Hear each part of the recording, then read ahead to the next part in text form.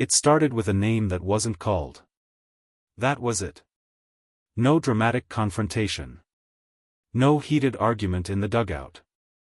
No tearful goodbye on the field. Just a lineup card posted on the wall, and a name that wasn't on it.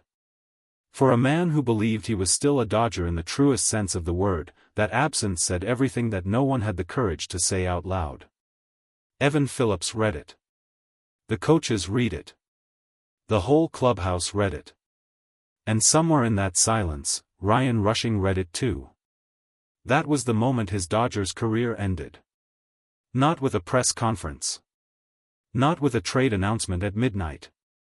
It ended the way the most painful things in baseball always end, quietly, without ceremony, in a room that smelled like pine tar and tired men.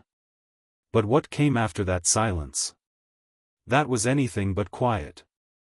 There are players who leave a franchise gracefully. They pack their things, thank the organization, and move forward with whatever dignity the game allows. There are others who leave with bitterness so deep it reshapes how people remember them. And then there are players like Rushing, men who don't just leave angry, but who make sure everyone in the building knows exactly how angry they are. The words came fast. They came publicly. And they came with the kind of edge that made people stop scrolling, stop talking, and just stare at their screens. They lost because I wasn't there. The Dodgers and Ohtani are useless. The room got very quiet when those words spread. Not the press conference room. Not the clubhouse. The entire baseball world got quiet for exactly 1 second, the kind of silence that only exists right before something detonates. Because those weren't just the words of a frustrated player. Those were the words of a man who had decided that if he was going down, he was taking names with him. Big names. Names that people had spent the last several months defending, celebrating, and building entire narratives around. Shohei Ohtani's name. And the moment Rushing said it, everything changed. To understand why those words landed so hard, you have to understand what Rushing believed about himself. He didn't see himself as a depth piece. He didn't see himself as a placeholder, a name to fill a roster spot while the real stars carried the load. In his own mind, in his own version of this story, he was a contributor. A man who had put in the work, shown up every day, and done what was asked of him, only to find out that when it mattered most, the people above him had decided he wasn't enough. That feeling is not uncommon in baseball. Dozens of players feel it every season. Most of them say nothing. They sign with a new team, they do their interviews, they talk about fresh starts and new opportunities and the excitement of a new chapter. Rushing chose a different path. He looked directly at the franchise that had just shown him the door, and he said what a lot of people inside that clubhouse had probably felt at some point but never dared to speak aloud. And in doing so, he crossed a line that almost no one crosses. He didn't just criticize the Dodgers. He came for Ohtani. There is an unspoken rule in baseball. You can say a lot of things. You can question a manager's decision. You can express frustration with your role. You can even hint, carefully, diplomatically, that a trade wasn't handled the way it should have been. But you do not go after Shohei Ohtani. Not in this era. Not in this market.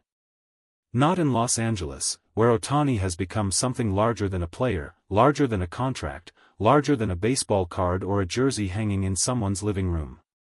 Ohtani has become a symbol. And when Rushing decided to call that symbol useless, he wasn't just throwing a punch at a teammate. He was throwing a punch at something the entire city had decided to believe in. The reaction was immediate. Social media didn't debate it. Social media didn't pause to consider both sides. Social media picked a direction within minutes and moved with absolute certainty. But before all of that noise, before the takes and the headlines and the television panel spent 20 minutes dissecting a single quote, something else happened. Freddie Freeman heard what Rushing said. Freddie Freeman is not a man who speaks in anger. That is one of the first things you notice about him if you pay close enough attention. He chooses his words carefully. He presents himself with the kind of quiet steadiness that makes him easy to respect and difficult to provoke. In years of playing at the highest level, through contract disputes and injury scares and the grind of October baseball, Freeman has maintained a composure that most men half his age would struggle to find. So when Freeman responded to Rushing's comments, when the man who almost never raises his voice decided that this was the moment to raise it, people stopped. Because Freddie Freeman being furious is not a normal thing. It is, in fact, almost unheard of. And yet there he was. Not calm. Not measured. Not careful with his words in the way he usually is. There was something in his voice that hadn't been there before, a heat, a sharpness, the unmistakable sound of a man who had decided that silence was no longer the right answer. He didn't yell. He didn't make a scene. Freeman is too composed for that. But what he said had weight that carried further than any shout could have. He looked at the question being asked of him, about Rushing, about those words, about the idea that the Dodgers were somehow diminished by a lineup that didn't include one man, and he answered with the kind of directness that only comes from someone who has earned the right to speak plainly. The Dodgers, Freeman made clear, do not need anyone to validate what they are. But here is where the story becomes something more than just a conflict between a bitter former player and a franchise that moved on without him.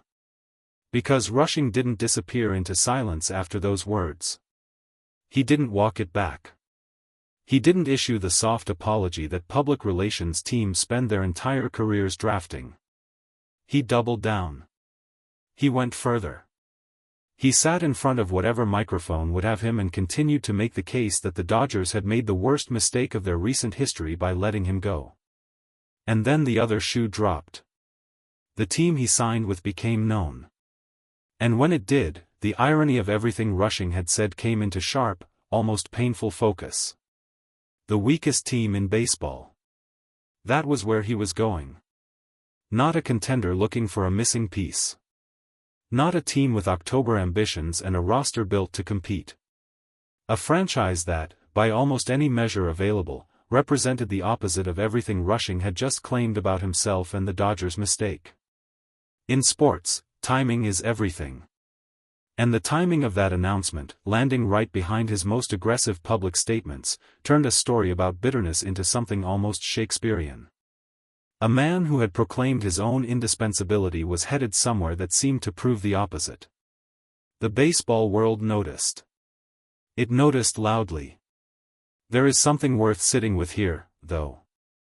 Before the mockery, before the takes, before the narrative fully hardened around Ryan Rushing as the cautionary tale of the week, there was a real human moment buried somewhere inside all of this. A man was left off a lineup card. That's where this started. Not with arrogance. Not with delusion. It started with a man who woke up, went to work, and found out that the people above him had decided his contributions were no longer needed. That is one of the most specific and quiet kinds of pain that professional sports produces, the pain of being deemed expendable by the same organization that once made you feel essential. What Rushing did with that pain was his choice. And it was, by most measures, the wrong choice. Going public with that level of hostility rarely serves a player well.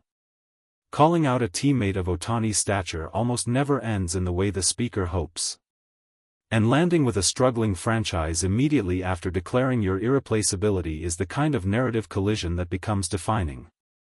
But the feeling that produced those words? That part wasn't manufactured. That part was real. And in baseball, in any sport, the moment a man realizes his time somewhere is over, and realizes it not through a conversation but through a lineup card that simply doesn't include him, that moment leaves a mark that doesn't go away easily. By the time Freddie Freeman finished speaking, the room had shifted. Not dramatically. Not with a single line that everyone would quote for years. But in the way that quiet authority always shifts a room, gradually, the way the temperature changes before rain. He hadn't gone after Rushing with the same public aggression. That is not how Freeman operates.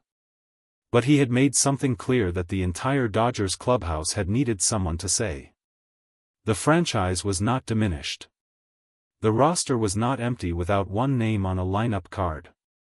And Shohei Ohtani, whatever Rushing believed, whatever words had been used, was not something that could be casually dismissed by a man who hadn't been in the building to watch what Ohtani does, day after day, in ways that don't always show up in the numbers. Freeman had been there. He had seen it. And that, more than any argument, more than any statistic, was what made his response carry weight. He wasn't defending a brand. He was defending something he had witnessed with his own eyes. The Dodgers will move forward. They always do. A roster this deep, a front office this deliberate, does not pause for long when a player departs with bitterness in his voice. The lineup card will be posted tomorrow. Names will be on it. Some games will be won. Some will be lost. And Ryan Rushing will begin a new chapter somewhere that represents, at least on paper, the farthest possible distance from where he claimed he deserved to be. Whether he performs there, whether he proves something, whether the anger becomes fuel or simply weight, that part of the story hasn't been written yet. But the chapter that just closed?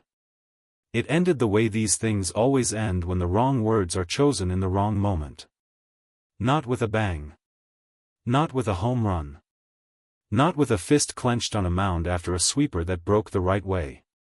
It ended with a lineup card, a name that wasn't on it, and words that couldn't be taken back. That was enough.